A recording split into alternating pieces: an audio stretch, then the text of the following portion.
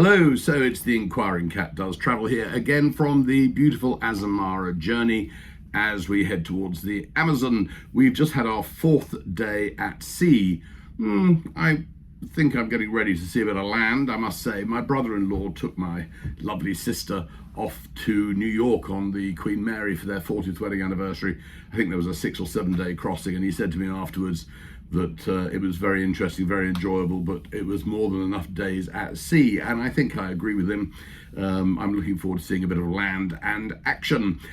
Today we have crossed over the equator, but we are coming back across the equator as we head towards the entrance to the Amazon. We will officially enter the Amazon at 4 o'clock in the morning, but we've been told not to bother getting up early because there's nothing to see. By about 7 o'clock in the morning, though, we will have some scenery to look at, so we're very much looking forward to that. And because of the regulations in the Amazon, it being a natural forest and all that stuff, we're on grey water rules, so the laundry is only going to operate for fewer hours each day for those of us that want to wash our clothing.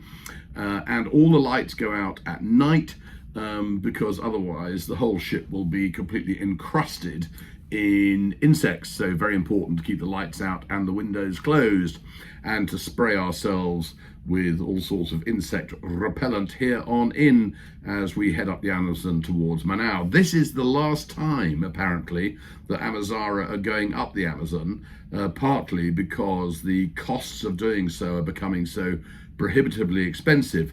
It doesn't make sense anymore.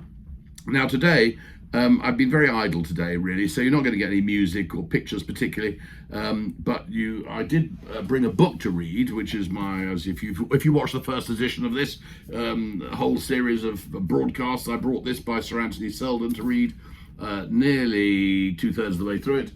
I was going to read some more of it today, but frankly, it was so depressing, I decided not to, and I've had a very nice day instead. We went to Prime last night for dinner.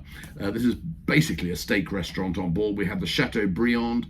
It was absolutely fantastic. The service was brilliant, and we're very delighted with it. We bought a package which gives us 2 dinners in Aquilina, the Italian restaurant, 2 dinners in Prime, which is the steak restaurant, and the rest of the time we either use the Discoveries restaurant or Windows buffet restaurant.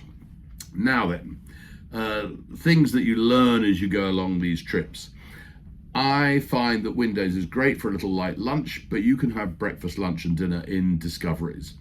We were also told that dress code on the ship was very casual, but actually it's interesting, as the days have gone by, people have become more and more smartly dressed in the evening.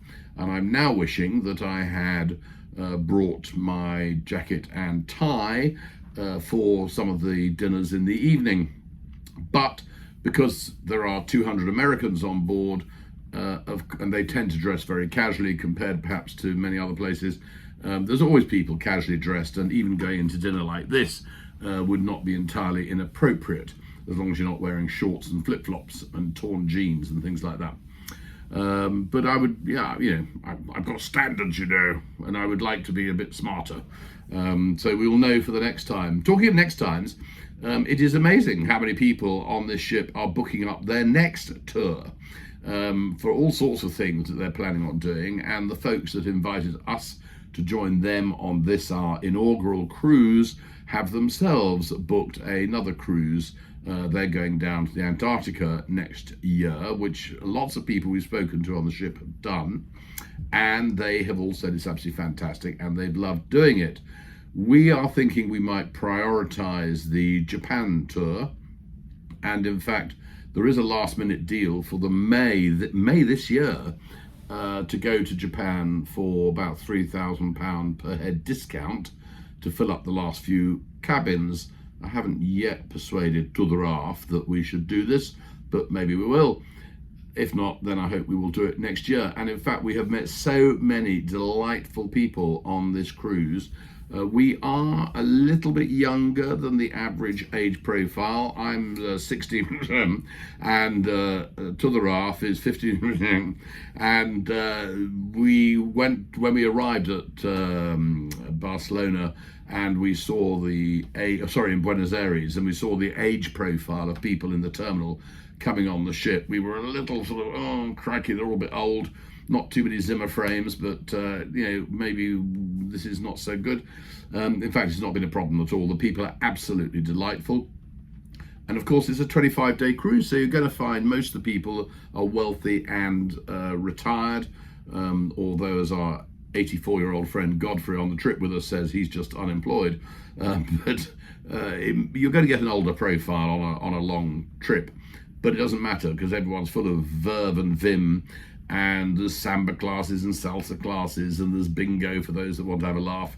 It has all been absolutely delightful. We had a wonderful lecture from the captain on his trip on the Columbia recreation trip across the Atlantic in a recreated galleon, which was very interesting. There's been talks on eugenics and on wildlife, and every city that we go to, every stop that we have, there is a talk the day before to explain what you should see, what you should do, and all the rest of it. It's just been terrific.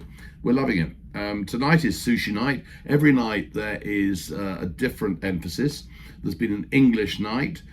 There's been a German night, which was a bit sort of pork and sauerkraut, of course. Fish and chips for the English night, and beef. There's sushi tonight, which is going to be great. In terms of the two premier restaurants, I have to say that we've not been so impressed with the Italian one, Aquilina. It's not on a par with Prime. We are due to, in our package, we got full internet access for the whole time because I wanted it for doing all this nonsense.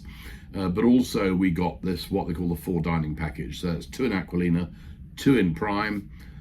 We are going to try and trade our second Aquilina to do 3 in Prime, because frankly Aquilina is not meeting our expectations. But if we end up there, we'll cope. It's all been really good so far. I think the weather, we're in the rainforest effectively. It's not surprising that we wake up in the morning and it is raining, but it is not raining all day. There's lots of things to do on the ship. There are talks, and not least of all, talking to other passengers, which I have to say really has been a joy. And clearly we've not upset anybody, because now we already have invitations to go and visit people in Melbourne. There is a whole gang who are going on the Japan tour early in 2026. And they've said if we don't go on the tour to Japan in May this year, they would love us to join them in 2026 on this Japan trip, which might be an option. In fact, they're doing a 30-something day trip then. They're going round Japan, which I think is 15 days, which is what we would do. But they're going up to Alaska and down to finishing in Vancouver. I'm just not very keen on spending any money in America at the moment. I can't imagine why that is, but anyway. And so we're having a good time, if you want to know. Sorry you haven't got any of that terrible music today, and sorry you haven't got any of my out of focus photographs. I've also been, by the way, one of the things you could buy on board is a private tuition session with Eduardo, the photographer on board, and he's been helping me learn some new tricks with my swanky SLR camera. I got this for my 50th birthday party, which was the present, which was a long time ago now, and he said, "Oh, how fantastic." He said, "That's a marvelous camera, it's very good." He said, "However, when you bought it, I was still at school. I'll have to check how it works." So he's a lot younger than me. Nevertheless, he's very pleased with my swanky camera, and I am learning some new tricks as a result of his expertise, which is lovely. Antonio, the captain, is a joy. He is spreading love and laughter. Michael in the bar up by the pool, it was his, his name is Michael. It probably wasn't his name when he was born. He's from Indonesia or somewhere, or something like that, and the Philippines maybe. And anyway, it's his birthday today. And it was very nice because a whole load of the clientele on board gathered around the bar and sang him happy birthday, which was terrific. We've got various other birthdays, it transpires, coming up on board. I feel a little bit of champagne will be required. We are not going to have our Neptune ceremony, apparently, until we eventually leave the Amazon and go back across the equator again. But we've crossed the equator twice today, once going north, once coming south, as we head towards the Amazon. So that's our update for today. Not a lot to report apart from that. And I hope that you have had a great day like we have. And tomorrow we're into the Amazon. My camera is ready. I've done the training. I didn't bring my zoom lens. But apart from that, I'm hoping we'll have some good photographs to show you. So my recommendations are undimmed. Come on Azamara Journey and you will have a great time. Don't forget, like, subscribe, and we'll see you at the next episode. Bye for now.